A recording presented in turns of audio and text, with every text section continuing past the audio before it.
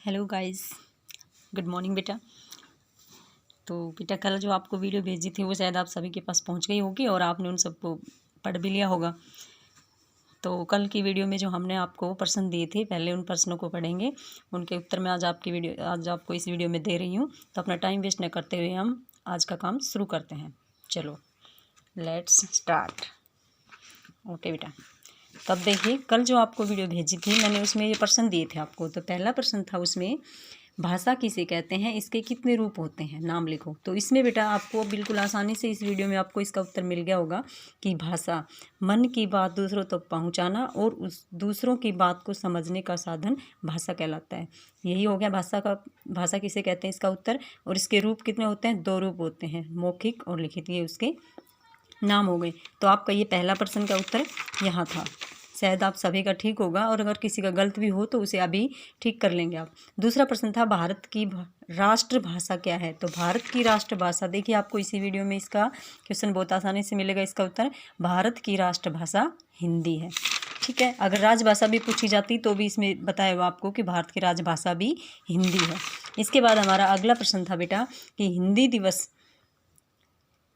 ये था पहले, हिंदी भाषा की लिपि कौन सी है? ठीक है, तो हिंदी भाषा की लिपि, ये हमने इधर लिखा हुआ था कि भाषा और ये लिपि। तो हिंदी भाषा की लिपि देवनागरी है और अंग्रेजी की पूछी जाए तो रोमन और पंजाबी की पूछी जाए तो गुरुमुखी। ठीक है, ये भी उत्तर आपको आसानी से मिल गया होगा। तो अभी आपका अगर सही है तो ठीक है, नहीं गलत कर रखा है तो इसको मिटा के अभी आप ठीक कर लेंगे। अगला है, हिंदी दिवस कब मनाते हैं? 14 सितंबर को। बेटा 14 सितंबर को हर साल हम हिंदी दिवस के रूप में मनाते हैं, या 14 सितंबर को हिंदी दिवस मनाया जाता है। अगला प्रश्न है, भाषा के कितने कौशल हैं? ये भी मैंने आपको आराम से बिल्कुल अच्छे से समझाया था बेटा कि भाषा के 4 कौशल होते हैं। भाषा के कितने कौशल होते हैं? 4। सुनना, बोलना, पढ़ना और लिखना। ठीक है, सुनना, बोलना, पढ़ना और लिखना, यही भाषा के 4 कौशल होते हैं। ठीक है, तो आज का रिवीजन हमारा हो गया है और हम आज अपना नया टॉपिक शुरू करते हैं। अगला पाठ हमारा है वर्णमाला। पाठ नंबर 2 है वर्णमाला। वर्णमाला क्या होती है बेटा? उससे पहले आपको ये जानना होगा कि वर्ण क्या होते हैं और उसमें वर्ण के कितने भेद होते हैं, फिर हम आपको वर्णमाला बताएंगे। वर्णमाला बेटा, वर्ण किसे कहते हैं? मुख से निकली हुई ध्वनियाँ, जो यानी जो हम बोलते हैं और जो छोटी से छोटी इकाई जिसके हम टुकड़े नहीं कर सकते, यानी जब भाषा बोलते हैं तो जो सबसे छोटा वर्ण जो मुख से अक्षर जो निकलता है, छोटी ध्वनि जो निकलती है, उसे वर्ण कहते हैं। तो भाषा की सबसे छोटी इकाई वर्ण कहलाती है। इसके टुकड़े नहीं किए जा सकते, जैसे कै, मैं, यह आदि। अगर इसमें मैं आपको और अच्छे से समझाऊं बेटा तो वीडियो थोड़ी बड़ी बन जाती है और फिर वो आपके पास पहुंच नहीं पाती, इसलिए मैं थोड़ा शॉर्ट में आपको समझा रही हूँ। फिर भी एक बार एक एग्जाम्पल बताती हूँ आपको। जैसे मैंने लिख दिया महल, मैं है और महल। अब ये जो लिखा हमने महल, ये एक वर्ण नहीं है, ये पूरा शब्द हो गया है। इसको हम अलग कर सकते हैं। कैसे अलग से कर सकते हैं? मैं, है, ले, ये अलग अलग होंगे, लेकिन इसमें अब मैं और है और ले, ये अलग अलग जो शब्द वर्ण आए हैं, अक्षर आए हैं, ये वर्ण है। ठीक है, अलग अलग अक्षर, इनको हम और छोटा नहीं कर सकते, ये वर्ण है। ठीक है, तो भाषा की सबसे छोटी इकाई जो होती है वह वर्ण कहलाती है। यानी जो मैं, है और ले, ये अलग अलग जो छोटे अक्षर हैं, यानी वर्ण को ही अक्षर बोला जाता है बेटा। अगर वर्ण किसे कहते हैं ये पूछा जाए या पूछा जाए अक्षर किसे कहते हैं, तो भी यही आएगा कि भाषा की सबसे छोटी इकाई वर्ण कहलाती है या अक्षर कहला सकते हैं। मैं इसके ब्रैकेट में डाल देती हूँ आपके इसकी थोड़ी और जानकारी के लिए कि वर्ण को ही अक्षर कहते हैं। ठीक है, तो ये अक्षर कहलाते हैं। समझ में आ गया हो गया? तो बेटा वर्ण के प्रकार, वर्ण 2 प्रकार के होते हैं। वर्ण के कितने प्रकार होते हैं? 2, स्वर और व्यंजन। ठीक है, वर्ण कितने प्रकार के? वे 2, स्वर और व्यंजन। अब स्वर की बात आती है कि स्वर कितने होते हैं? स्वर बेटा 11 होते हैं। ठीक है, ए, आ, छोटी, बड़ी, छोटा ऊ, बड़ा ऊ, री, ए, आई, ओ, आउ, अंग, एह। इसमें बेटा देखिए स्वर कितने होते हैं हमारे पास? 11, लेकिन हमने कितने लिख दिए? 1 2 3 4 5 6 7 8 9 10 11 12 13 लिखे हैं मैंने। लेकिन जो औ औ है हमारा, ओ और औ, ये लास्ट औ है, औ तक हमारी 11 क्या होते हैं? स्वर। इसके बाद जो अंग और ए है, ये बेटा ये ना तो स्वर में आते हैं और ना व्यंजन में आते हैं, ये अयोगवा है। ठीक है, तो कहाँ तक हमारे स्वर होंगे? औ तक 11 स्वर हो जाएंगे। इसके बाद है व्यंजन। व्यंजन कितने होते हैं बेटा? 33 होते हैं हिंदी में व्यंजन। अब ये 33 व्यंजन मैंने लिख रखे हैं छोटी वीडियो करने के लिए, नहीं तो मैं अभी तुम्हारे साथ साथ भी लिख के बता सकती थी। कैस, क, ख, ग, घ, ड़, च छ ज झ ये, ट ठ ड ढ न, त थ द ध न, प फ ब भ म, य र ल व, स है। ठीक है, इसके बाद में एक बात और बता दो बेटा, मैं आपको जो स्वर हैं ये आज़ाद होते हैं, स्वतंत्र भाषा है ये, इसमें कोई व्यंजन और कुछ और नहीं मिला होता। और जो व्यंजन होते हैं ये स्वर की सहायता से बोले जाते हैं, यानी जो व्यंजन है इन सभी व्यंजनों में ए स्वर मिला होता है। जो ए स्वर है इन सभी में मिला हुआ है। अगर इसके हम ए स्वर के बिना लिखेंगे तो ये आधा लिखा जाएगा। कैसे? हलंत लगा के ऐसे। जब हम इसमें ए मिला देते हैं तब ये पूरा क ऐसे बनता है। ठीक है, अगर इसमें हलंत नहीं लगा है तो हमें ये समझ जाना है कि इसके अंदर ए मिला हुआ है, इन सब में ए स्वर मिला हुआ है। ए के बिना ये सारे अधूरे हैं।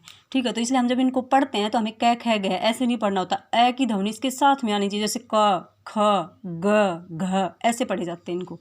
ठीक है, इसके बाद बेटा देखिए ये 33 व्यंजन हमारे जो है, लास्ट जो हमारा व्यंजन है इस है तक हमारे 33 व्यंजन हो जाते हैं गिनती में।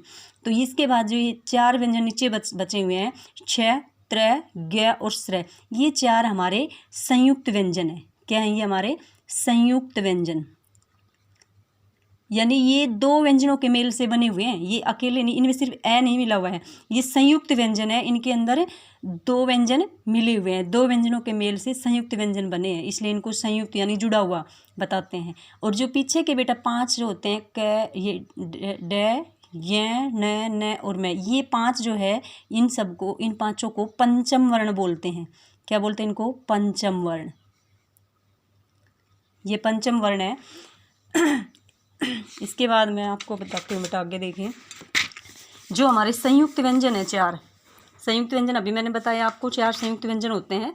तो वो 4 जो संयुक्त व्यंजन है वो कौन से? 2 व्यंजनों के मेल से बने होते हैं। मैंने अभी बताया ना कि जो संयुक्त व्यंजन है वो 2 अक्षरों के मेल से बने होते हैं, 2 व्यंजनों के मेल से। इनमें 2 व्यंजन मिले होते हैं, इसलिए इनको संयुक्त व्यंजन कहते हैं। जैसे पहला है छ,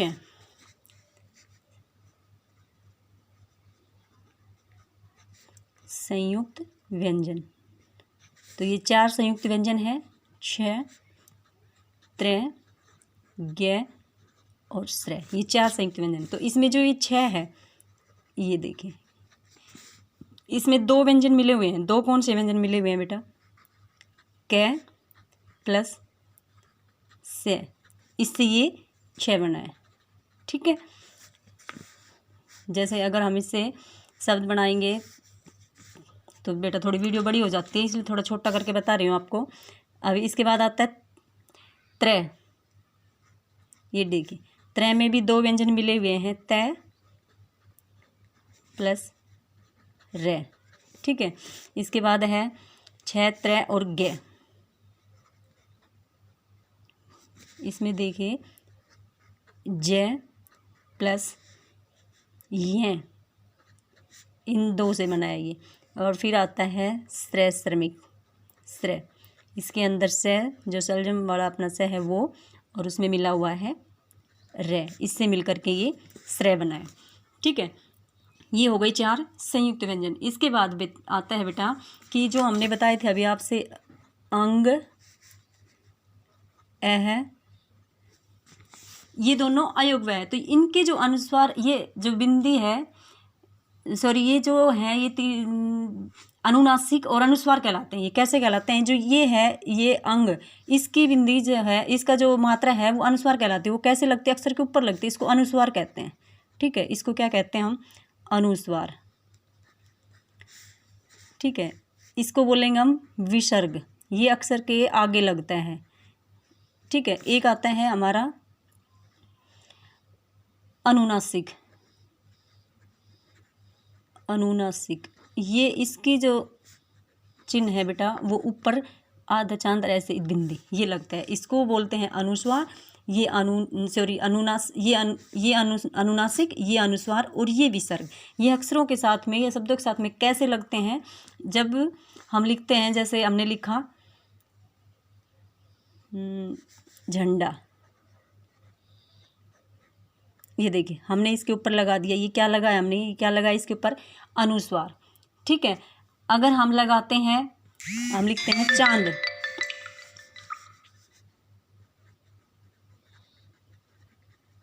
हम लिखते हैं चांद। ये देखिए इसके ऊपर हमने लगाया है ये अनुनासिक, इसको क्या बोलेंगे? अनुनासिक। प्रातः, ये इसके आगे हमने लगाया है विसर्ग। ठीक है।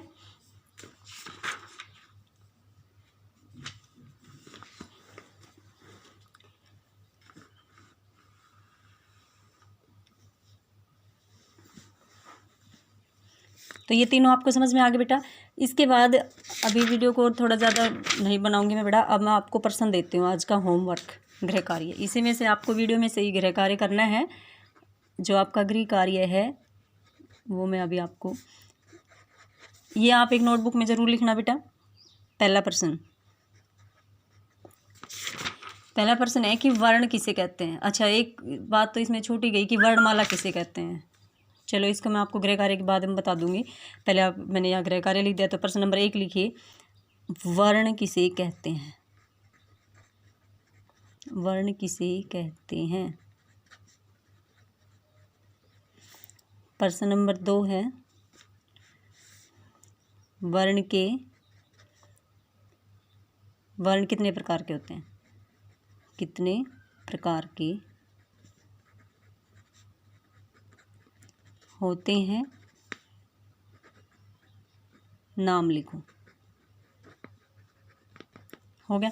इसके बाद है प्रश्न नंबर 3, वर्णमाला किसे कहते हैं? वर्णमाला किसे कहते हैं? प्रश्न नंबर 4 है, संयुक्त व्यंजन कौन कौन से होते हैं?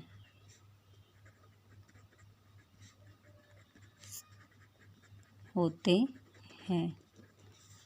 इसके बाद है बेटा प्रश्न नंबर 5, ए से एह तक, ए से है तक कितने वर्ण होते हैं? अभी यहाँ बता रही हूँ बेटा मैं आपको वर्णमाला।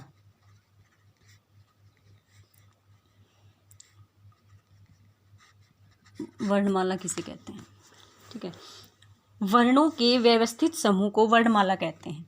बेटा वर्णमाला, जो वर्ण है हमारे स्वर और व्यंजन, इनका व्यवस्थित समूह एक जो होता है उसको वर्णमाला कहते हैं। वर्णों के सही या सार्थक या व्यवस्थित, वर्णों के सही क्रम को ऐसे भी लिख सकते हैं हम, सही या व्यवस्थित। ठीक है, दोनों लिख सकते हैं हम इसमें। सही या व्यवस्थित समूह को, सही या व्यवस्थित समूह को वर्णमाला कहते हैं। वर्णमाला में बेटा ए से है तक कुल 44 वर्ण होते हैं।